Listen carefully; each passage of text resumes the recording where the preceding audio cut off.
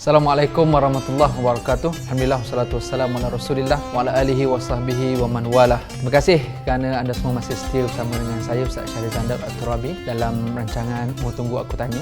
Seperti biasa saya akan jawab soalan-soalan yang dilontarkan kepada saya melalui media sosial. So insya-Allah saya harap jawapan saya ni simple tetapi kita boleh guna terus. Dan apa yang saya guna ini adalah berdasarkan pandangan-pandangan ulama berakidah Ahlussunnah wal Jamaah dan menurut mazhab yang paling utama dalam Malaysia iaitu mazhab Syafi'i. Tapi dalam masa yang sama juga saya akan berikan juga pandangan-pandangan menerusi mazhab-mazhab yang lain insya-Allah. Okey, untuk episod kali ni kita nak tengok beberapa soalan yang datang daripada media sosial.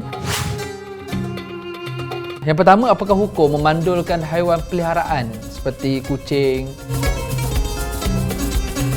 Pertama sekali, dia ada dua jenis binatang. Pertama, binatang yang dimakan dagingnya. Yang kedua, binatang yang tidak dimakan dagingnya. Maksudnya kalau kita orang Islam, ada binatang yang kita boleh makan. Contoh apa? Kambing, lembu, unta. Kan tu binatang yang kita boleh makan. Ada binatang yang kita pelihara tapi tak boleh makan. Macam kambing, lembu pun kita pelihara juga tapi kita boleh makan. Yang ni yang kita pelihara macam kucing tapi kita tak boleh makan daging dia. Haram dia makan. Sebab apa haram? Sebab dia bertaring kan. Sebab dia berkuku.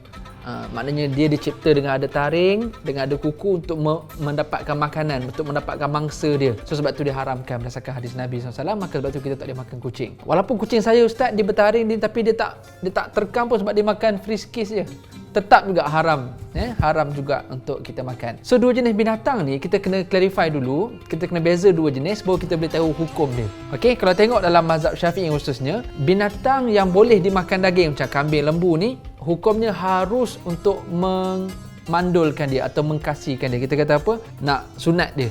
Kalau yang jantan tu kita nak potong dia ataupun yang betina tu, kita nak mandulkan dia supaya dia jangan mengandung dah. Dalam mazhab Syafi'i sebut binatang yang boleh dimakan, kambing, lembu ni hukumnya harus buat macam tu. Sebab apa? Untuk mengelokkan isinya. Sebab binatang yang kan banyak sangat pregnant nanti isi dia dah tak apa elok. Jadi orang yang kerja veterina, yang kerja ternak binatang ni dia akan tahu. So kalau dimandulkan, dagingnya lebih mahal, lebih baik dan sebagainya. So dalam mazhab Syafi'i sebut binatang yang boleh dimakan harus untuk dimandulkan. Okey. Sama juga dengan kalau dia jantan sekalipun boleh untuk dimandulkan. Tapi dalam binatang yang tak boleh dimakan macam kucing, kalau ikut mazhab Syafi'i sebenarnya tak boleh kalau ikutkan. Sebab kita telah mengganggu dia punya orang kata biologi dia. Dalam masa yang sama mungkin tidak akan memberi manfaat kepada dia sebab dia ni kerjanya nak membiak. Ini hukum asal yang kita bincang ni, hukum asal. Tetapi setelah dibincang-bincang oleh para ulama mengharuskan untuk kita mengkasih atau memandulkan binatang-binatang ternak sama ada boleh dimakan ke tak boleh dimakan ke binatang ni, harus dengan syarat yang pertama dibuat oleh orang yang ada autoriti. Maknanya dibuat dengan selamat. Doktor, pakar veterina, pakar haiwan, doktor haiwan, dia buat dengan selamat dan binatang tu boleh survive lepas tu. Jangan lepas dia mandulkan binatang atau dia kasih yang jantan tu, dia buang alat kelamin jantan tu supaya tak beranakkan binatang lain, ataupun yang mandulnya dengan dia memandulkan binatang tu jadi sakit, jadi rosak, yang tu hukumnya haram. Maka sebab tu kena dibuat oleh doktor pakar, doktor haiwan lah. Jangan kita pandai-pandai pula kan, suruh anak kita sekolah rendah pergi buat. Tu tak boleh. Okey, hukumnya harus. Yang kedua, kenapa dia harus? Dengan syarat sebab untuk memberi maslahat. Contoh, kalau banyak sangat binatang ni beranak, kalau tak dimandulkan atau tak dikasih yang jantan tu, nanti dia membiak-biak, akhirnya jadi terbiar pula kat kawasan perumahan dan sebagainya. Sama ada dia boleh bawa penyakit atau mengganggu kejiranan dan sebagainya. Maka kita mandulkan dengan nasihat pakar, dibuat oleh doktor pakar dan juga dengan tujuan-tujuan yang memberi maslahat, memberikan kebaikan. So itu jawapannya lah. Maknanya senang ceritanya kita jawab hukumnya harus kalau ada manfaat dan maslahat dan dibuat dengan orang yang ada autoriti. Haram kalau tanpa manfaat, sengaja nak mandulkan untuk nak menyeksa dia dan sebagainya. Alright, soalan yang kedua. Bolehkah tulang binatang korban dibuang dalam tong sampah biasa? Okey, pertama sekali, korban ke tak korban ke dua-dua sembelih dekat sini. Tak ada kalau binatang korban tiba sembelih tempat lain pula atau sembelih ke dalam masjid atau supaya dimuliakan, tak ada. Dia kemuliaannya hanya pada pahala itu. Bukan pada jenis binatang tu dagingnya lagi sedap ke apa ke, kalau korban lain dengan yang beli dekat pasar. Bukan. Dia yang manfaatnya adalah pada pahala dan kelebihannya. Sebab itu Allah sebut dalam Al-Quran, Allah tidak menerima darah, tidak menerima daging binatang korban, tapi Allah nak terima apa? Takwa dalam hati orang yang buat korban tu. So pertama, kenapa soalan ini timbul? Sebab orang soalannya rasa macam daging korban dia special sikit. Daging yang tak korban tak apa, lantaklah kita nak buat macam mana pun. Jawapannya dua-dua sama. Yang penting buang di tempat buangan yang betul.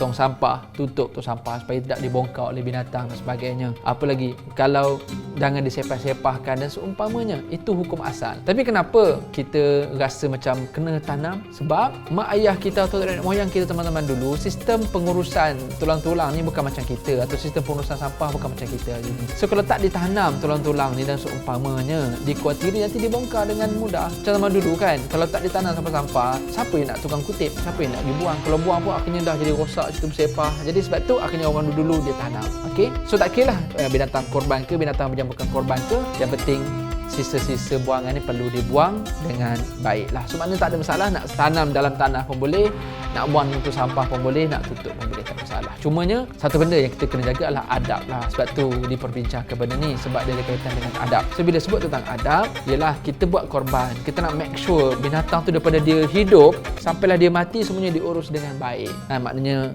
dia hidup, kemudian kita jaga. Sebab tu binatang yang cacat tak boleh sembelih, kena sembelih betul-betul, jangan sembelih depan kawan-kawan dia. Lagi apa, pengurusannya potong dengan elok, tukang sembelih tak boleh nak ambil upah, semua orang tak boleh berkira. Mana semuanya nak dijaga dengan rapi, dengan adab, termasuklah yang makan. Sebab tu kita kena bagi kepada orang yang layak sahaja kan. Jadi apa lagi, makan pula kita boleh makan sikit je, 1/3, 2/3 bagi pada orang lain. Semuanya ada adab, termasuklah pada last sekali kita nak uruskan tulang tu. Janganlah tiba-tiba kita buang sepah merata macam tu. Tak ada masalah nak simpan dalam tong sampah, tutup. Tak ada masalah juga kalau nak tanam. Cuma ada kes. Ni suspense sikit kes dia. Kes dia, ada orang tulang-tulang ni dibiar je terbuka. Pernah jadi satu malam, tiba ada orang report kat saya, dia tiba-tiba macam ada bunyi dekat dapur, bunyi macam periuk bunyi dah apa semua. Rupanya dia punya tulang-tulang gearbox apa benda semua ni. Saya tak pastilah ni daging korban ke tak daging korban, tapi nak kata kalau tulang ni tak diuruskan, tak ditutup dengan rapi dan sebagainya, kita tahu tulang-tulang ni adalah makanan untuk jin. Dikuatiri makhluk-makhluk yang kita tak nampak ni sesekali dia menampakkan dirinya. Sebab apa dia excited sangat bila dapat makan tulang-tulang macam tu kan. So, sebab tu kita tutup lah. So walaupun tutup, Ustaz, jin boleh makan ke? Jin tetap boleh makan. Sebab tu kalau makan daging, makan tulang, kita jangan makan. Sebab tu tulang untuk dia buat istinja, tulang untuk dia buat perhiasan, tulang untuk dia buat aksesori gantung-gantung ke, jangan, sebab dia adalah makanan bagi jin. Alright, so itu saja jawapan untuk tulang binatang korban. Jawapannya boleh buang dalam tong sampah atau boleh tanam. Yang penting jangan biar sepah-sepah dan jangan makan tulang, itulah yang penting. Okey, yang nombor 3, bolehkah kita nak bagi makan daging korban kepada orang bukan Islam? Sekali lagi, orang akan bezakan kan daging korban dengan daging sembelihan. Dua-dua sembelih.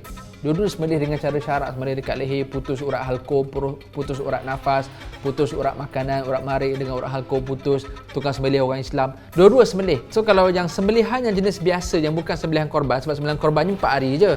Kan 10, 11, 12, 13 Zulhijjah, hari korbannya hari haji tu. Dekat sini ada hukum khas. Kalau sembelihan biasa, walaupun sembelih guna cara syarak yang sama macam sembelihan masa time korban, cuma beza timing tak sama, so hukumnya berbeza. Sembelihan korban ada hukum khas, sembelihan yang bukan time korban dia ada hukum yang lain. Yang hukum yang lain tu maknanya orang bukan Islam ke, orang Islam ke, siapa-siapa ke boleh makan. Tak ada masalah yang tu. Dia bernazar ke, saya nak bernazar lah kalau saya dulu periksa, saya nak pergi belilah daging dekat pasar.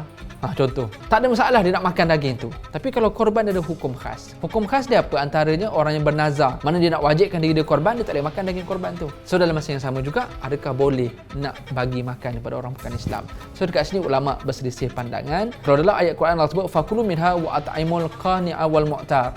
Makanlah daripada daging korban tu dan berikan kepada orang-orang susah yang meminta ataupun orang susah yang tak meminta. So dekat ayat ni general tau. Tak adalah kata orang Islam ke, orang bukan Islam ke, tak. Maka sebab itu ulama berselisihan pandangan. Ada pandangan yang mengatakan bahawa hukumnya harus diberikan kepada orang kafir zimmi. Kafir zimmi ni maksudnya orang bukan Islam yang baik. Dalam negara kita lah, mana orang kita masyarakat majmuk, ada jiran yang bukan Islam, ada non-Muslim dan sebagainya, dan macam-macam kaum, boleh untuk beri makan. Hukumnya harus untuk menjaga maslahat perpaduan kaum dan umpamanya. Tetapi kalau dengan sebab beri, kalau sebab kita bagi daging tu kepada orang bukan Islam, tak cukup pada orang Islam, tambah pula ada orang Islam yang susah, yang miskin, maka perlu diutamakan orang Islam yang susah, yang miskin tu. So hukumnya harus. Namun ada setengah pandangan ulama sebut kata dalam mazhab Syafi'i khususnya tak dibenarkan beri kepada orang bukan Islam kerana ibadat korban dia ada ta'budiyah. Ta'budiyah ni dia amalan yang bersifat ibadat. Sebab dia korban kan, kita nak pahala yang lebih, nak hapus dosa dan sebagainya. So, dia ada kaitan dengan ibadat, maka sebab tu tak boleh nak diberi memberikan daging korban kepada orang bukan Islam. Itu satu pandangan ulama. Cuma dalam fatwa Malaysia, kalau kita tengok dalam fatwa JAKIM,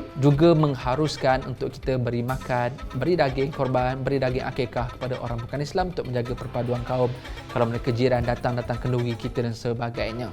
Cuma ada ulama sebut cara yang paling baik kalau kita nak guna pandangan yang harus ni, contoh kita ada daging korban mungkin 10 kilo, so harus beri makan pada orang bukan Islam, harus. Tapi ulama-ulama sebut sebagai langkah hati-hati, ulama bagi tahu tambah sikit dengan daging yang kita beli dekat pasar yang bukan niat korban tu, supaya kalau kita masak sekali time kenduri tu, seorang yang bukan Islam datang, bila dia makan, kita consider dia makan daging yang dibeli di pasar tu. Tapi senang ceritanya, kalau dia takdirkan dia nak makan yang direct yang 10 kilo yang daging korban akikah pun tak ada masalah. Hukumnya adalah harus untuk menjaga maslahat dan juga perpaduan masyarakat dan juga kaum masyarakat majmuk yang pelbagai bangsa agama dalam negara kita. So itu saja untuk jawapan bagi soalan-soalan yang dilontarkan untuk episod kali ini. So insya-Allah terus lontarkan soalan-soalan dan insya-Allah saya akan jawab dalam episod-episod yang akan datang insya-Allah. Terima kasih sekali lagi.